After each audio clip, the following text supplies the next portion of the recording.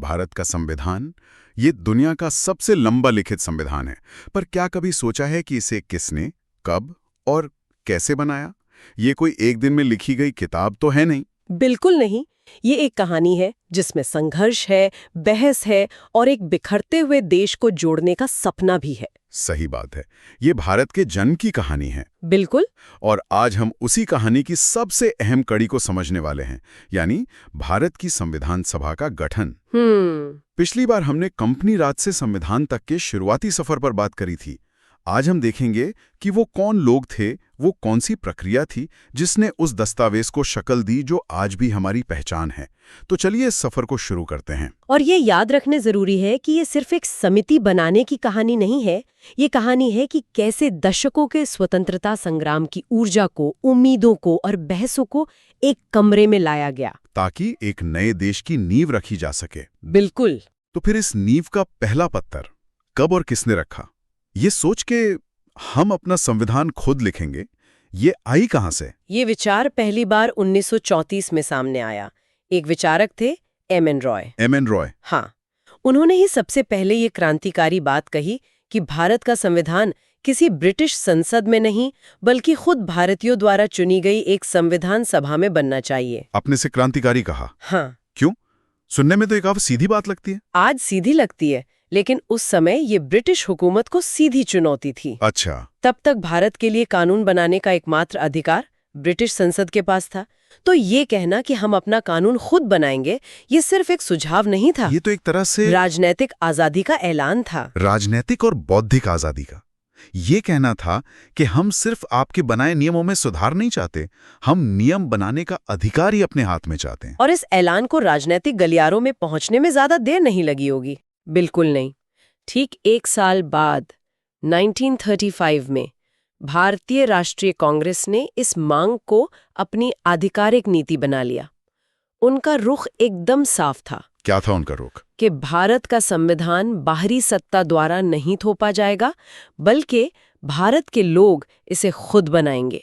ये आत्मनिर्णय के अधिकार की मांग थी। लेकिन मुझे नहीं लगता कि ब्रिटिश सरकार ने इस मांग को सुनकर तालियां बजाई होंगी।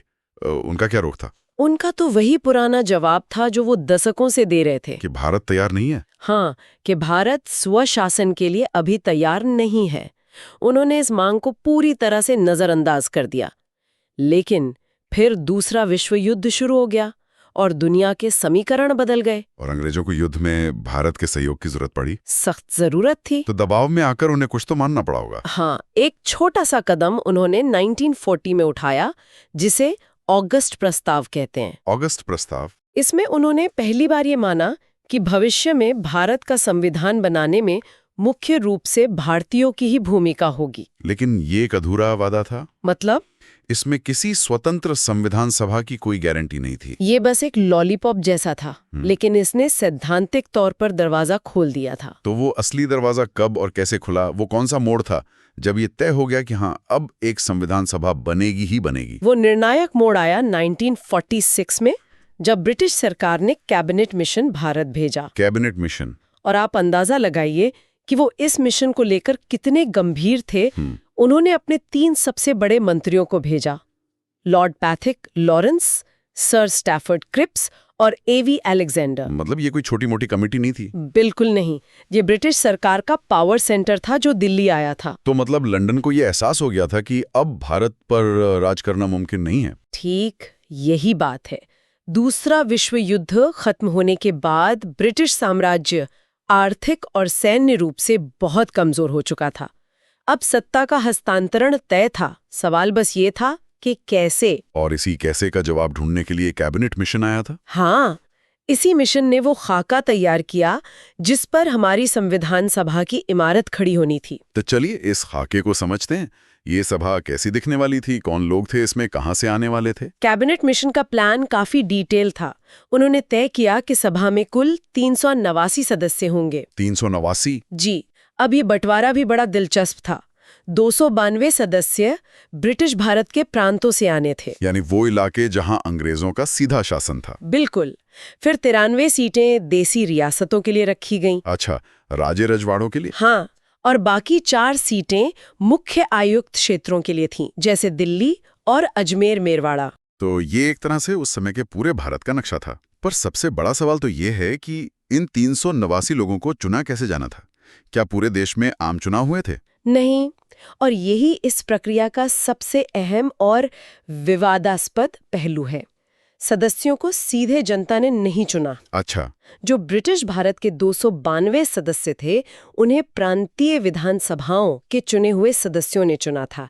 यानी ये एक अप्रत्यक्ष चुनाव था। और देसी रियासतों के सदस्य, उनका क्या हुआ? उनका तो चुनाव होना ही नहीं था।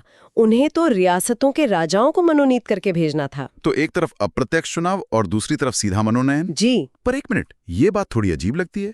एक देश का संविधान लिखा जा रहा है जो हम भारत के लोग से शुरू होता है, लेकिन उसे बनाने वाले लोगों को भारत के आम लोगों ने सीधे चुना ही नहीं। ऐसा क्यों? ये सवाल उस समय भी उठा था और आज भी उठता है। इसके पीछे कुछ व्यावहारिक और कुछ राजनीतिक कारण थे। क्या थे वो कारण? देखिए, व्यावहारिक कारण ये था कि उस समय की परिस्थितियों में पूरे देश में वयस्क मताधिकार के आधार पर चुनाव कराना लगभग नामुमकिन था। इसमें सालों लग जाते और देश सांप्रदायिक आग में जल रहा था। उतना समय किसी के पास नहीं था। और राजनीतिक कारण? राजनीतिक कारण ये था कि सत्ता का हस्तांतरण जल्दी करना था, इसलिए जो मौजूदा प्रांतीय विधानसभाएं थीं, उन्हीं का इस्तेमाल करना सबसे तेज और आसान तरीका माना गया। ठीक है। सीटों का बंटवारा भी जनसंख्या के अनुपात में किया गया, करीब 10 लाख लोगों पर एक सीट। और इसे और जटिल बनाते हुए सीटों को 3 मुख्य समुदायों में बांटा गया: मुस्लिम, सिख और सामान्य। तो कोशिश ये थी कि हर किसी को प्रतिनिधित्व मिले, भले ही तरीका अप्रत्यक्ष हो। हाँ, यही कोशिश थी। समझ गया। मतलब हालात ऐसे थे कि आदर्श प्रक्रिया अपनाना मुमकिन नहीं था। लेकिन इस पूरी योजना में मुस्लिम लीग कहाँ थी? उनकी भूमिका तो बहुत अहम रही होगी। बहुत अहम और बहुत ही जटिल। शुरू में मुस्लिम लीग ने कैबिनेट मिशन योजना को मान लिया और चुनाव में हिस्सा भी लिया। अच्छा। लेकिन जब चुनाव के नतीजे आए तो कांग्रेस को जबरदस्त बहुमत मिला। ये देखकर मुस्लिम लीग को लगा कि एक संयुक्त भारत की संविधान सभा में उनकी आवाज दब जाएगी। इसलिए उन्होंने सभा का बहिष्कार करने का फैसला कर लिया और एक अलग देश पाकिस्तान की मांग को और तेजी से उठाना शुरू कर दिया। तो उनका बहिष्कार एक तरह से संविधान बनाने की प्रक्रिया पर एक बड़ा ब्रेक था। ये ब्रेक से कहीं ज्यादा था। ये एक राजनीतिक संकट था जिसने देश के विभाजन का रास्ता तय कर दिया। और नतीजा हम सब जानते हैं, भारत का विभाजन। हाँ, और जैसे ही देश बटा वैसे ही संविधान सभा भी बट गई। जो सदस्य पाकिस्तान के इलाकों से चुनकर आए थे, वो पाकिस्तान की संविधान सभा के सदस्य बन गए। तो इसका मतलब भारतीय संविधान सभा में सदस्यों की संख्या कम हो गई होगी। हाँ, 389 की संख्या घटकर 299 रह गई। 299? और जरा उस मंजर की कल्पना कीजिए। एक तरफ देश का बंटवारा हो रहा है, इतिहास के सबसे बड़े विस्थापनों में से एक हो रहा है, दंगे हो रहे हैं, और दूसरी तरफ दिल्ली के एक हॉल में ये 299 लोग बैठकर एक नए, एकजुट और लोकतांत्रिक भारत का सपना कागज पर उतार रहे थे। बिल्कुल, ये अपने आप में एक असाधारण बात थी। वाकई। तो इन मुश्किल हालात के बीच वो पहला दिन कैसा था जब ये सभा पहली बार मिली? वो एक ऐतिहासिक दिन था। 9 दिसंबर 1946, दिल्ली का सेंट्रल हॉल। 9 दिसंबर। 211 सदस्य मौजूद थे, क्योंकि मुस्लिम लीग ने बहिष्कार किया हुआ था। सभा की अध्यक्षता करने के लिए सबसे वरिष्ठ सदस्य डॉक्टर सच्चिदानंद सिन्हा को अस्थायी अध्यक्ष चुना गया। अच्छा, ये एक परंपरा है शायद। हाँ, ये एक फ्रांसीसी परंपरा है कि जब तक स्थायी अध्यक्ष न चुना जाए, तब तक सदन का सबसे बुजुर्ग सदस्य अध्यक्षता करता है। और स्थायी नेतृत्व कब चुना गया? ठीक 2 दिन बाद, 11 दिसंबर 1946 को। कौन चुने गए? सभा ने डॉक्टर राजेंद्र प्रसाद को अपना स्थायी अध्यक्ष चुना। साथ ही H.C. मुखर्जी उपाध्यक्ष बने और B.N. राव, जो उस समय के माने हुए कानून के जानकार थे। बिल्कुल, उन्हें संवैधानिक सलाहकार नियुक्त किया गया। तो अब सभा का ढांचा तैयार था, नेतृत्व चुना जा चुका था, लेकिन अब सवाल था कि काम शुरू कैसे हो? इस संविधान का मकसद क्या होगा? इसकी आत्मा क्या होगी? इस सवाल का जवाब पहली बैठक के ठीक 4 दिन बाद मिला, 13 दिसंबर 1946 को। क्या हुआ उस दिन? पंडित जवाहरलाल नेहरू ने सभा के सामने उद्देश्य प्रस्ताव पेश किया। ये महज एक दस्तावेज नहीं था, ये एक तरह से संविधान का घोषणा पत्र था, उसका ब्लूप्रिंट था। तो इसमें ऐसा क्या खास था? इसमें वो सारे सिद्धांत थे जिन पर भारत को खड़ा होना था। इसने ऐलान किया कि भारत एक स्वतंत्र, संप्रभु गणराज्य होगा। अच्छा। ये अपने सभी नागरिकों को न्याय, समानता और स्वतंत्रता की गारंटी देगा। इसमें अल्पसंख्यकों, पिछड़े और जनजातीय इलाकों के अधिकारों की सुरक्षा का वादा था। और यही आगे चलकर प्रस्तावना बना। असल में यही उद्देश्य प्रस्ताव थोड़े बदलावों के साथ आगे चलकर हमारे संविधान की प्रस्तावना बना। वही प्रस्तावना जिसे हम सब पढ़ते हैं। इसने पूरी बहस को एक दिशा दे दी, एक नैतिक आधार दे दिया। मतलब अब सभा के पास एक मंजिल थी, एक नक्शा था। इसके बाद तो काम तेजी से आगे बढ़ा होगा। हाँ, बिल्कुल। इस सभा की कार्यप्रणाली में और क्या खास बातें थीं? इसकी दो बातें बहुत खास थीं। पहली, भारतीय स्वतंत्रता अधिनियम 1947 के पास होने के बाद ये सभा पूरी तरह से संप्रभु हो गई। संप्रभु मतलब? यानी अब इस पर ब्रिटिश संसद का कोई नियंत्रण नहीं था। ये अपने पुराने बनाए किसी भी कानून को बदल सकती थी या खत्म कर सकती थी। और दूसरी खास बात? दूसरी बात ये थी कि ये एक साथ दो काम कर रही थी। ये सिर्फ संविधान नहीं बना रही थी, बल्कि देश की पहली संसद के तौर पर भी काम कर रही थी। एक ही संस्था, दोहरी भूमिका, ये तो वाकई कमाल है। जी, जब ये सभा संविधान बनाने के लिए मिलती थी तो इसकी अध्यक्षता डॉक्टर राजेंद्र प्रसाद करते थे, और जब ये देश के लिए आम कानून बनाने के लिए एक विधानमंडल के रूप में मिलती थी तो इसकी अध्यक्षता जीवी मावलंकर करते थे। और इस पूरे काम में जो मेहनत और समय लगा, उसके आंकड़े भी हैरान करने वाले हैं। बिल्कुल। इस पूरे काम में 2 साल 11 महीने और 18 दिन लगे। 2 साल 11 महीने और 18 दिन। लोग अक्सर इस समय को एक तथ्य की तरह याद करते हैं, लेकिन इसके पीछे का मतलब समझना जरूरी है। ये देरी नहीं थी, ये गहन विचार विमर्श का सबूत था। सही बात है। इस दौरान कुल 11 सत्रों में 165 बैठकें हुईं। दुनिया के लगभग 60 देशों के संविधानों को खंगाला गया।